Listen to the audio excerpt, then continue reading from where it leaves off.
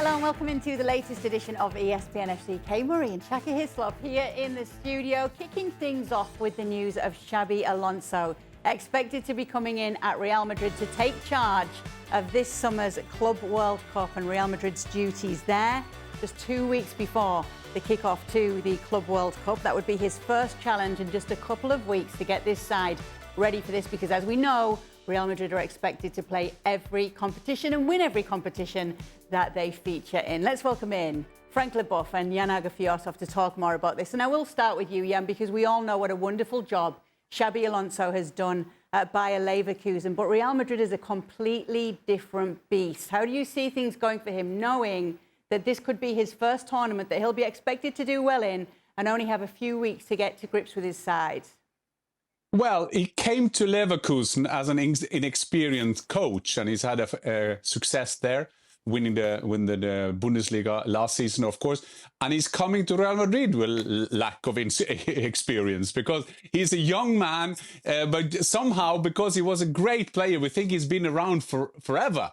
So he has in Leverkusen, of course, is more calm. It's not the pressure. They are a challenger. He's coming to Real Madrid and have to do it from day one. Having said that, when you've seen how he's worked in Leverkusen, and as you know him as a player, when you meet him, he's a guy that can do big things for Real Madrid. They've done that before. They did that with Zinedine Zidane. Yes, a different personality, but at that time as well, that was a success. So I have no worry for Alonso. He knows what he's doing, and I think this is a wonderful signing of Real Madrid.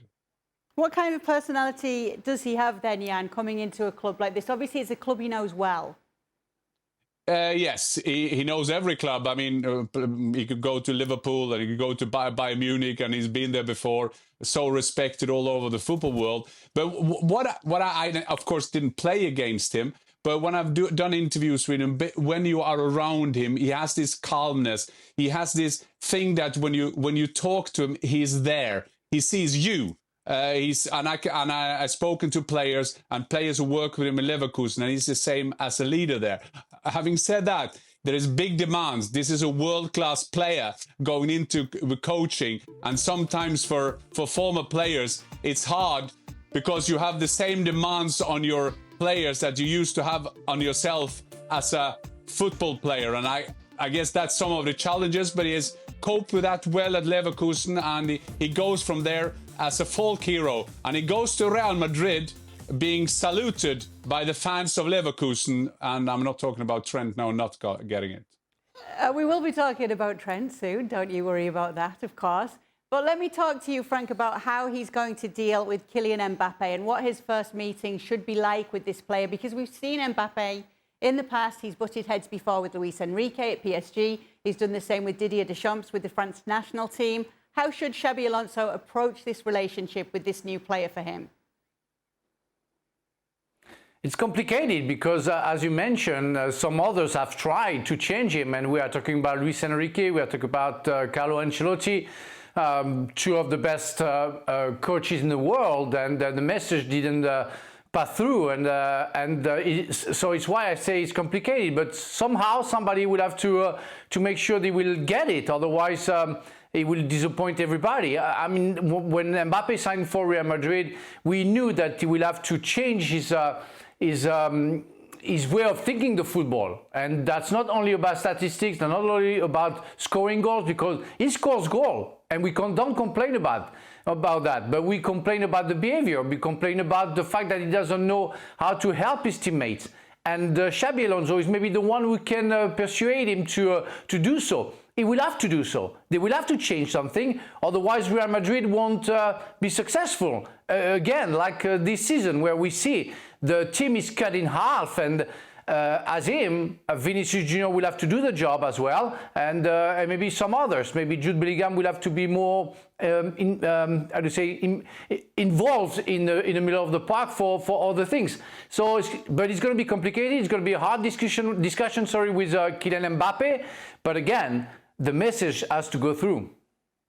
How do you think that will go, Shaka? I'm not sure. I'm like Frank in that you're just not quite sure what to expect from Kylian Mbappe and the role that he plays. No, listen, the usual measure of thumb for strikers is how many goals you scored. Strikers generally aren't asked about their defensive duties, what they contribute in that regard. And you can't question that Kylian Mbappe scores goals. That's there for all to see. But just in terms of winning silverware at the highest level, that's the ask here. And now there are ways, I guess, you can try to minimize that damage. And the World Cup final, after Deschamps took off Giroud, he kind of moved Mbappe closer to the middle, and that took away any need for him to play defense, certainly in the wide areas. But you didn't see that over the course of a longer season, even with Luis Enrique at PSG. Even after they sold on Lionel Messi and Neymar, and Kylian Mbappe was the lone big star in, I'll say in inverted commas, and the team built around him not tracking back cost PSG at the highest level. And you just wonder if that's going to be the case again for Real Madrid. And now, while there's a lot of discussion around Xabi Alonso, his preferred formation, how that's going to work, whichever way you look at it, you've got two players in Mbappe and Vinicius Jr. who have similar preferences in drifting out on the left, and who similarly defending, as all strikers are, isn't second nature to them. So how do you kind of cater to that? That's a big ask, one that Carlo Ancelotti couldn't get right, one that Xabi Alonso is going to be expected to address and address from day one. Yeah, let's take a look at a possible formation, Jan, if we can, with Xabi Alonso. We know with Leverkusen he's like to play a 3-5-2. We've put one together here with Trent Alexander-Arnold there in the wing-back position. Obviously, you can make comparisons under Xabi Alonso here to Jeremy Frimpong, but the two of them have different styles. It's different profiles for the role that they play. So how will Xabi adapt to Trent, and how will Trent adapt to Xabi if it were to be like this?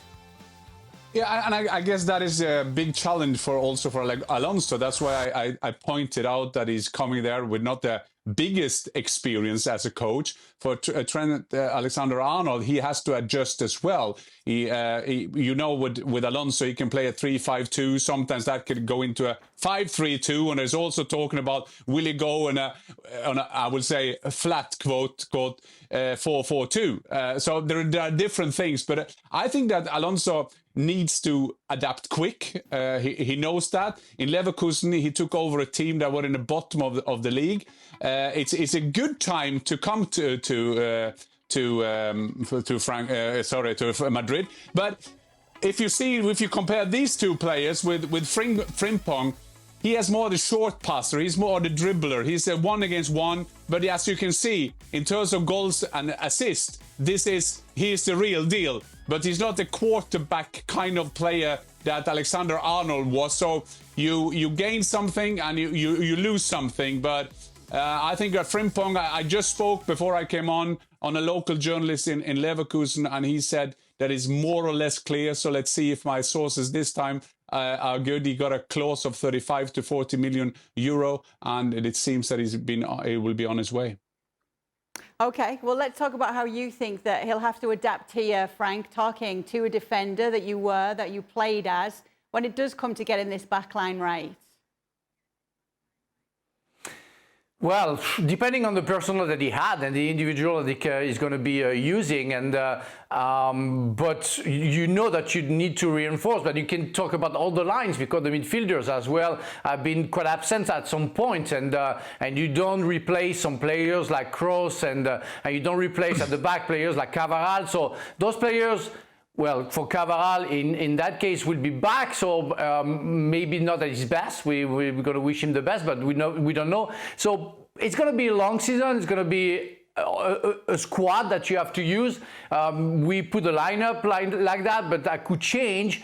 But definitely, they would have to work harder. They would have to talk to each other. They would have to be more involved. I mean, the strengths of Real Madrid lately, because they played with Ronaldo at front, and Ronaldo wasn't defending, but they were so strong in the middle of the park, they were so strong defensively, they had a mentality of winners, and they lost that this season. So Xabi Alonso will have to also work psychologically to make sure those players, they're ready to change the result, to change a bad game to a crazy ending with a win, like they used to do for like 4 years with Carlo Ancelotti. That's the spirit and the core of Real Madrid. They will have to go back to that. And it starts with how you work with the defense, how you make it solid. I mean, they are the best goalkeeper in the world. He saved them, and Shaka can talk about that. He saved him so many times, almost every game, but it wasn't enough.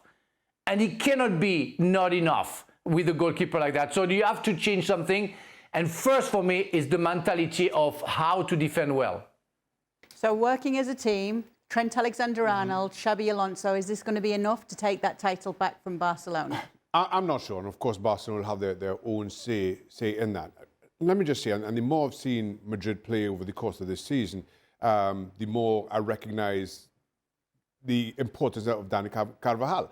Now, when Carvajal went down injured, I hold my hands up. Frank said this is a huge blow to. I'm like, he's a right back, Frank. How important could he be to Real Madrid's successes? But the more you see Real Madrid play, and then when we put that full screen up as to what maybe Xabi Alonso's starting 11, if they played a back three, come back five, and you look at the importance of those wing backs, as we had it was Trent Alexander-Arnold on the right, Mendy on the left. Even if Frimpong comes in, now there's a lot of work that's going to be asked of both those wing backs. As again, whether it's Trent Alexander-Arnold or Frimpong or Mendy on the other side. But the thing that jumps out at me with all three of those is while they're great going forward, while they cover an awful lot of ground, between the three of them, I don't think they're the best defensively. Which brings me right back to Dani Carvajal. And again, why, as the season played out, more and more I understood Frank's initial concern with when Carvajal went down, how this would impact Real Madrid. You need somebody who has those legs, granted, but you need somebody who can defend. And I'm not sure any of those three options on both sides fits that bill.